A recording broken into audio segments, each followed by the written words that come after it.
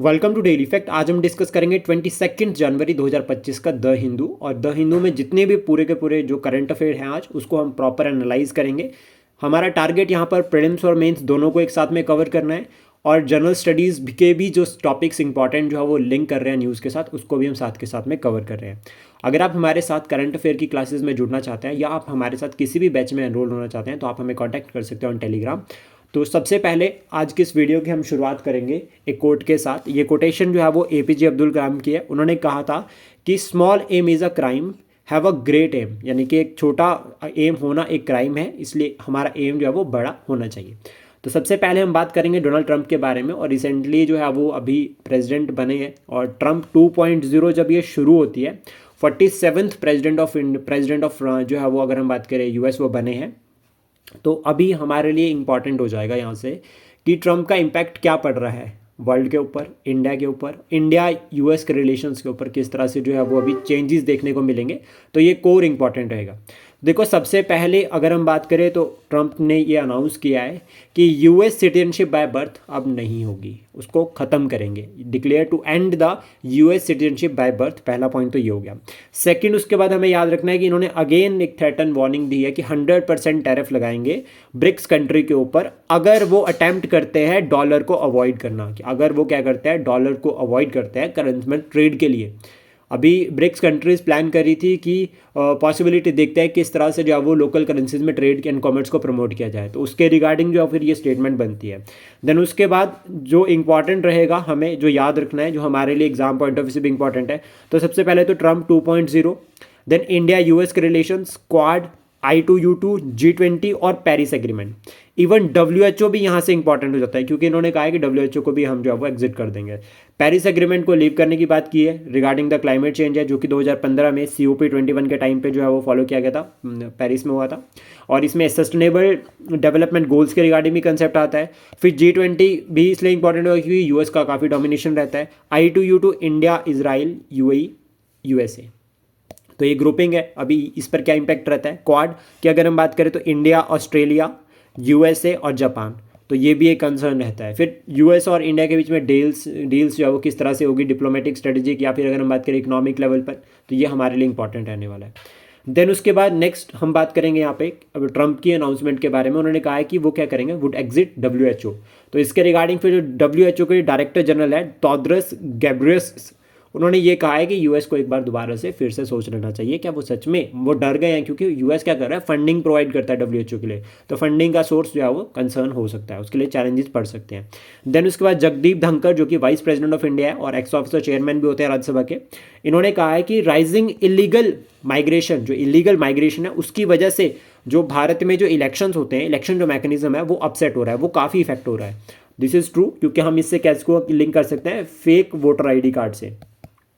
तो ये कंसर्न रहता है, डबल वोट सिस्टम कंसेप्ट जो यहाँ पर अप्लाई होता है, तो ये काफ़ी कंसर्न है, ऐसा उन्होंने हाईलाइट किया। देन उसका मैटरनल मोर्टेलिटी रेट अभी इंक्रीज हुआ है केरला में। तो इसके रिगार्डिंग अगर हम बात करें मैटरनल मोर्टेलिटी रेट होता क्या है, मैटरनल मोर्टेलिटी रेट की अगर हम बात करें तो मैटरनल डेथ पर 1 lakh live birth in a given time period. और इसमें जनरली अगर हम इसको नॉर्मल लैंग्वेज में लिंक करें तो वुमेन की death due to the pregnancy related issues. तो इसके रिगार्डिंग केरला में अभी काफ़ी कंसर्न जो है वो देखे जा रहे हैं। देन उसके बाद नेक्स्ट जो टॉपिक रहेगा that is smart city mission, जो कि लॉन्च किया था minister of housing and urban affair ने। इसको 2015 में लॉन्च किया गया था, 100 सिटीज़ को सिलेक्ट किया गया था। न्यूज़ में इसलिए है क्योंकि शिमला को लेकर थोड़ी सी कंट्रोवर्सी चल रही है, और द हिंदू का एडिटोरियल है उसमें मैंशन है, तो ये भी इंपॉर्टेंट रहेगा। देन यहाँ पर जब ये लॉन्च किया गया था तो इसमें जो मेन एम था वो प्रमोट करना था कोर इंफ्रास्ट्रक्चर, यानी कि जो स्मार्ट सिटीज़ है, जो ये 100 सिटीज सिलेक्ट की गई है, इसमें इंफ्रास्ट्रक्चर को बनाना। सेकंड, उसके बाद क्लीन और सस्टेनेबल एनवायरनमेंट प्रोवाइड करना, ये भी टारगेट है। अब जहाँ पे भी सस्टेनेबल वर्ड आ जाता है वहाँ पर SDGs आ जाते हैं, यानी कि सस्टेनेबल डेवलपमेंट गोल्स, जो कि 17 गोल्स और 169 जो है वो टारगेट है। अभी इनको अचीव करने के लिए भी जो है वो ये मिशन जो है वो हेल्प करेगा। देन उसके बाद डिसेंट क्वालिटी ऑफ लाइफ, और इसको हम लिंक कर सकते हैं आर्टिकल 21 के साथ, जिसमें ये कहा गया right to life and personal liberty. Then achievements की अगर हम बात करें रिसेंट टाइम पे, तो देखो डिजिटल ट्रांसफॉर्मेशन एक one of the biggest achievement, और अगर हम बात करें हिली एरियाज में भी हम स्मार्ट सिटीज़ बना रहे हैं तो वो एक तरह से जो है वो अचीवमेंट ही हुई। देन इंफ्रास्ट्रक्चर डेवलपमेंट, 4 लेन 6 लेन ये प्रोजेक्ट जो चल रहे हैं, ठीक है, ऑल ओवर द नेशन, ये भी जो स्मार्ट सिटीज़ का पार्ट होते हैं। स्मार्ट सिटीज़ मिशन में एक इंपॉर्टेंट आता है, that is health care infrastructure. तो हम स्मार्ट सिटी बड़ी बड़ी सिटीज़ में देखेंगे तो वहाँ पे हेल्थ जो इंफ्रास्ट्रक्चर है वो बहुत ज़्यादा जो है वो इम्प्रूव्ड हो चुका है। ट्रांसफॉर्मेशन ऑफ लाइफ जो है वो इससे फिर देखी जा रही है। तो ये कोर जो है वो लिंक करता है स्मार्ट सिटी मिशन के साथ, याद रखना है 2015 में इसको लॉन्च किया गया था। और आप इसको एज एन एग्जांपल ऐड कर सकते हैं गवर्नमेंट के measure to promote development in India, economic growth और डेवलपमेंट को प्रमोट करने के लिए सरकार का जो इनिशिएटिव है उसमें आप as an example smart city mission को लिख सकते हैं। उसके बाद नेक्स्ट है 80th death anniversary of the रास बिहारी बोस। 21 जनवरी को जो है वो इनकी 80th डेथ एनिवर्सरी थी। अगर हम बात करें की फैक्ट्स इनके रिगार्डिंग, तो इनका बर्थ बंगाल में हुआ था 1886 में, इंडियन नेशनल कांग्रेस के एक साल बाद, यानी कि 1885 में आईएनसी बनी थी। देन नेक्स्ट ईयर जो है वो 1886 में इनका बर्थ हुआ था, और 1945 में जो है उनकी डेथ हुई थी 21 जनवरी। ये इंस्पायर्ड हुए थे फ्रेंच रेवोल्यूशन से, जिसमें अगर हम बात करें लिबर्टी, इक्वालिटी और फ्रेटर्निटी, ये तीन concept liberty, equality and fraternity enshrined in constitution taken from the French constitution. तो ये बेसिक पार्ट है, इससे इंस्पायर हुए थे। एक्टिव मेंबर थे युगांतर ग्रुप के। युगांतर ग्रुप की अगर हम बात करें तो रेवोल्यूशनरी ग्रुप, इसके एक्टिव मेंबर ये थे, यानी कि रेवोल्यूशनरी एक्टिविटीज़ में जो है वो रास बिहारी बोस जी की इन्वॉल्वमेंट थी। देन उसके बाद दिल्ली कॉन्स्पिरेंसी केस हुआ था 2012 में, जिसमें बॉम्ब अटैक जो है वॉइसरॉय हेडिंग पर जो है वो किया था, और इसमें जो है वो इसमें ये भी इन्वॉल्व थे। देन उसके बाद फाउंडेड इंडियन इंडिपेंडेंट लीग इन 1942, टोक्यो में ये जो है वो उन्होंने बनाई थी। और ये कहा जाता है ये गदर मूवमेंट, जो कि हिमाचल प्रदेश के पॉइंट ऑफ व्यू से अगर हम बात करें तो मंडी डिस्ट्रिक्ट से लिंक करती है, और पंजाब रीजन से लिंक करती है, जो कि बाहर से ट्रेन करके जो है वो मिलिटेंट को जो है वो भारत में भेज रहे थे एक्टिविटीज़ को प्रमोट करने के लिए अगेंस्ट द ब्रिटिश गवर्नमेंट। पहला तो ये पॉइंट हो गया। देन उसके बाद याद रखना कि सेकुलर जो है वो मूवमेंट थी, प्लस साथ में इंडियन नेशनल आर्मी जो रीऑर्गेनाइजेशन जो है वो सुभाष चंद्र बोस ने की थी, तो उसमें भी इनका काफ़ी इंपॉर्टेंट रोल रहा है। वैल्यूज़ की अगर हम बात करें जो आज के टाइम पे भी लिंक करती है, तो सबसे पहला पेट्रोटिज्म, लीडरशिप, करेज और परसिवरेंस, ये सभी के सभी जो है वो लिंक करते हैं आज के टाइम पे भी, तो हम इनको अपने आंसर में इंक्लूड कर सकते हैं। देन उसके बाद नेक्स्ट हम बात करेंगे इंडस वाटर ट्रीटी के बारे में, जो कि 1960 में हुई, सितंबर 1960 में साइन हुई थी, और इंडिया और पाकिस्तान के बीच में साइन हुई थी, और साइन करवाने वाला था वर्ल्ड बैंक। वर्ल्ड बैंक की अगर हम बात करें तो कौन से ईयर में बना है वो आप कमेंट बॉक्स में बता सकते हैं। देन इसमें जो टारगेट है वो वाटर कंट्रोल को लेकर है, कि जो इंडस और उसकी ट्रिब्यूटरीज है किस तरह से जो वो पानी को कंट्रोल किया जाएगा। तो उसमें 80-20 की रेशो बनाई गई, यानी कि तीन जो वेस्टर्न रिवर्स है Indus, Chenab, Jhelum, unrestricted control जो है वो किसके पास होगा, पाकिस्तान के पास होगा। सतलुज, ब्यास और रावी ये भारत के पास कंट्रोल होगा, लेकिन उतना जितना भारत की टेरिटरी में है। अभी इंपॉर्टेंट यहाँ पर रहता है कि ब्यास पूरी की पूरी भारत में ही है, तो इसलिए ये हमारा इसके ऊपर पूरा 100% कंट्रोल है। ये परमानेंट इंडस वाटर कमीशन भी इसके अंडर जो है वो बनाया गया, जिसकी मीटिंग जो है वो एनुअली होती है, और ये इस तरह से जो है वो आप लर्न कर सकते हैं रिवर्स को भी। और सबसे ज़्यादा important north to south exam में जो है वो क्वेश्चन बन जाता है सीक्वेंस, तो वो इंपॉर्टेंट रहेगा। तो याद रखना सबसे ऊपर इंडस रिवर होगी, देन उसके बाद अगर हम बात करें झेलम नदी, फिर चेनाब नदी आती है, फिर रावी नदी आती है, फिर ब्यास नदी आती है, और फिर सतलुज नदी आती है एट द एंड। तो लॉन्गेस्ट अगर हम बात करें तो सतलुज हो गई, और वॉल्यूम वाइज अगर हम बात करें तो दैट इज चेनाब। देन उसके बाद ऑफिस ऑफ द सीएजी अभी रिसेंटली न्यूज़ में है, तो आर्टिकल 148 से लेकर 151 तक लिंक करता है सीएजी के साथ। कॉन्स्टिट्यूशनल ऑफिस है, इंडिपेंडेंट ऑफिस है, और अभी प्रेजेंट टाइम पे अगर हम बात करें तो वह के संजय मूर्ति, जिनको अपॉइंट किया गया था 21 नवंबर 2024 में as an CAG of India. और फर्स्ट अगर हम बात करें तो वी नाराहरी राव, जो कि 1948 से लेकर 54 तक जो है वो फर्स्ट सीएजी की पोस्ट उन्होंने संभाली।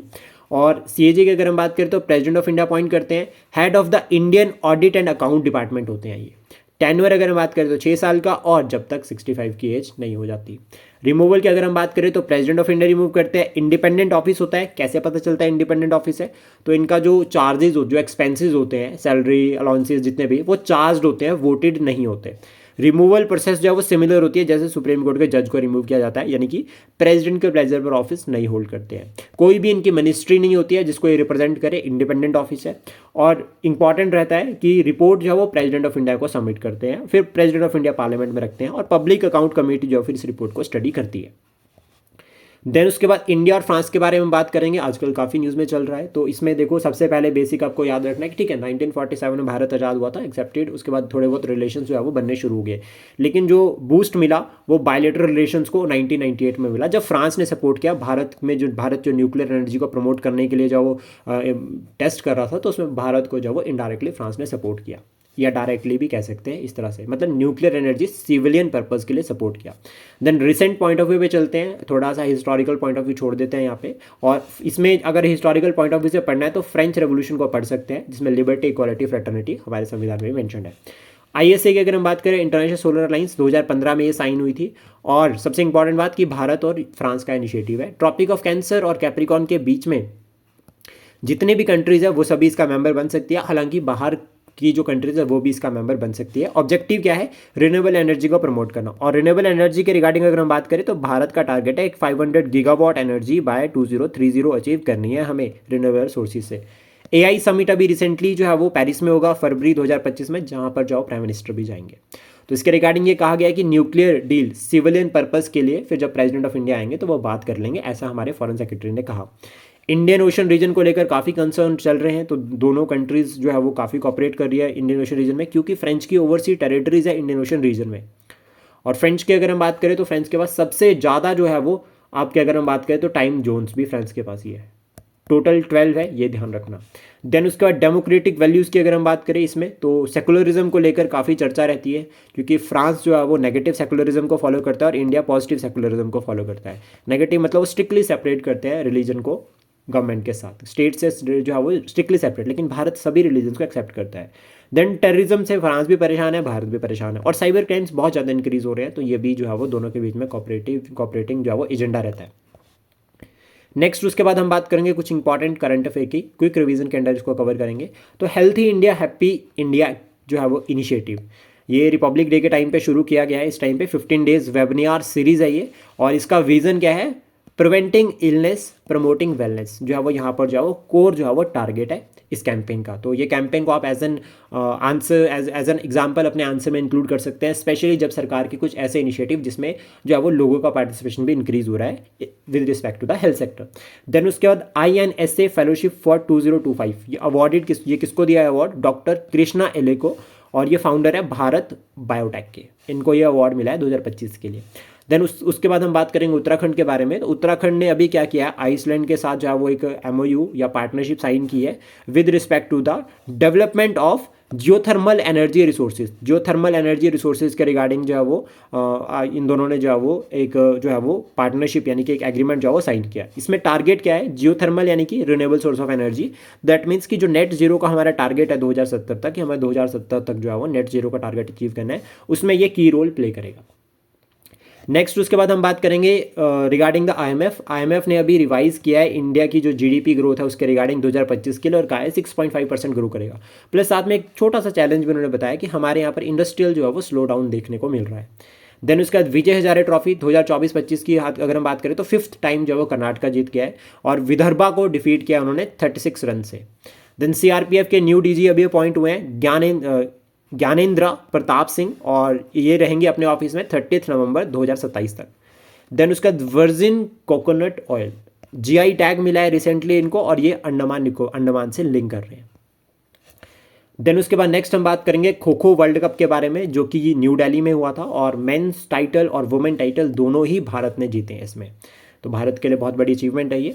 और इंडिया की ranking in term of largest startup ecosystem in India, तो उसमें भारत का जो रैंक है वो 3rd है, ये हम लर्न कर सकते हैं प्री पॉइंट ऑफ व्यू से। देन उसके बाद INS मुंबई, अभी 4th एडिशन हुआ था एक्सरसाइज ला पर ओज का, ठीक है। अभी इंडियन ओशन रीजन और पैसिफिक रीजन दोनों के बीच में जो है वो ये हो रहा है, और इसको होस्ट करता है फ्रांस। इसमें ये कहा जा रहा है कि ऑलमोस्ट 8 नेवीज ने पार्टिसिपेट किया है, इंडो पैसिफिक रीजन की जो इंपॉर्टेंट कंट्रीज़ हैं उन्होंने, तो ये काफ़ी इंपॉर्टेंट रहेगा हमारे लिए। और देन उसके बाद नेक्स्ट जो रहेगा वो रहेगा इंडिया US ने अभी साइन किया है MOU, memorandum of understanding to enhance cooperation on cyber security. Cyber security को एड्रेस करने के लिए, ठीक है, जो चैलेंजेस फेस कर रहे हैं उसको जो है वो डील करने के लिए जाओ इंडिया US ने जो है वो एक एग्रीमेंट साइन किया, MOU साइन किया। कुछ प्लेसेस जो न्यूज़ में रहते हैं, देखो सबसे पहला Indonesian reason Nigeria 9th partner बना है ब्रिक्स का, और रेड सी न्यूज़ में चल रहा है, काफ़ी डिस्प्यूट जो है वो देखे जा रही है इस रीजन में। साउथ अमेरिका जो है वो न्यूज़ में चल रहा है। देखो दो कारण है साउथ अमेरिका की न्यूज़ में आने के, एक तो वहाँ पे जो पॉलिटिकल जो है वो क्राइसिस चल रहे हैं, पहला पॉइंट। देन उसके बाद फॉरेस्ट फायर्स, ठीक है, अमेजॉन जो रेन फॉरेस्ट होते हैं उसमें जो है वो फॉरेस्ट फायर्स वो सबसे बड़ा कंसर्न रहता है। देन कनाडा, अभी जो है वो ट्रंप ने ये कहा कि वो 51st जो है वो स्टेट बनाएंगे कनाडा को, ये उन्होंने कहा। और कनाडा में जो अभी भी क्राइसिस भी चल रहे हैं, वहाँ के जो प्राइम मिनिस्टर उन्होंने भी रिजाइन किया था, तो ये एक पॉइंट हो गया। सेकंड, उसके बाद यूपीएससी में ऑलरेडी क्वेश्चन पूछ बन रखा है with respect to the border between जो आपका कनाडा और यूएस। एक 4 ऑप्शन थे, कौन सा लार्जेस्ट है, इस तरह से क्वेश्चन बना है। देन ग्रीनलैंड की बात की है, डेनमार्क से खरीद लेंगे, ट्रंप ने ऐसा कहा। ट्रंप ने कहा कि भाई ग्रीनलैंड को हम खरीद लेंगे डेनमार्क से। यूएस दैट मीन्स इंपॉर्टेंट हो जाता है, ट्रंप 2.0 जब ये शुरू हो रही है तो इससे यूएस जो है वो अभी सेंटर बनने वाला है अगेन दोबारा से न्यूज़ का। और अगर हम न्यूज़पेपर में देखें द हिंदू में तो काफ़ी एडिटोरियल जो है वो अभी जो है वो इसी से लिंक कर रहे हैं। देन महाकुंभ प्रयागराज में अभी वहाँ पर जो है वो ब्लास्ट देखे जा रहे हैं, सिलेंडर ब्लास्ट, आग लग रही है, तो ये कुछ कंसर्न रहते हैं। देन उसका मणिपुर क्राइसिस की वजह से न्यूज़ में है, और कहीं ना कहीं सरकार सोल्यूशन जो है वो ढूंढने के लिए लगी है। फिर फ्रांस एआई समिट होगा पेरिस में, इसलिए न्यूज़ में चल रहा है, प्लस साथ में जिस तरह से पेरिस एग्रीमेंट को विड्रॉ करने की बात की जा रही है, तो फिर अगेन इंपॉर्टेंट होता है। देखो फ्रांस की अगर हम नॉर्मली बात करें तो एक तरह से देखा जाए फ्रांस लिंक करता है पूरा का पूरा आपका एक कंसेप्ट के साथ, जैसे कि फ्रांस परमानेंट 5 मेंबर भी है यूनाइटेड सिक्योरिटी काउंसिल का, डेवलप कंट्री भी है। तो फ्रांस बोलता है कि मैं भी क्यों पीछे रहूँ, मैं भी हर चीज़ में जाओ, मेरा शेयर बराबर होना चाहिए, और वो इस टाइम पे ग्रो भी कर रहे हैं। और फ्रांस में एक तरह से जाओ वो सेमी प्रेजिडेंशियलशिप जो है वो फॉलो की जाती है। तो ये हमारे कुछ इंपॉर्टेंट करंट अफेयर थे रिगार्डिंग द 22 जनवरी, और इसमें हमने द हिंदू को प्रॉपर पूरा कवर किया। Thank you, please support, share and subscribe daily fact. जल्दी मिलते हैं कुछ इंपॉर्टेंट करंट अफेयर के साथ।